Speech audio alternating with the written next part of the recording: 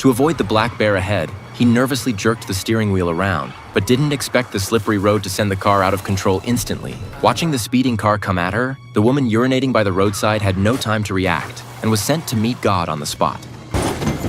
After the car stopped, Jimmy walked out trembling to check on the woman's injuries. Just then, the woman's husband finished defecating in the woods and came back. Seeing his wife's corpse, he thought the man in front of him was a serial killer and fled in terror. But in his panic, he crashed into a nearby tree trunk and immediately stopped breathing. This deeply troubled Jimmy. He clearly hadn't done anything, yet suddenly had 2 deaths on his hands. Although there were no surveillance cameras at the scene, there were still some traces of him. If he called the police, he would definitely be treated as the murderer. So Jimmy hurried home and brought his wife back to clean up the scene. But while cleaning fingerprints, Jimmy discovered a designer handbag in the car. His greedy wife immediately wanted to keep it for herself. Then they found a bag in the trunk that actually contained $3 million in cash. This money was enough to keep them comfortable for the rest of their lives. So the two sped up their cleaning. As long as the scene was cleaned thoroughly enough, they would never be traced. But the two weren't professional criminals after all. Disposing of 2 corpses was no easy task. Thinking of the black bear on the road, Jimmy had a bold idea. They transported the bodies back home,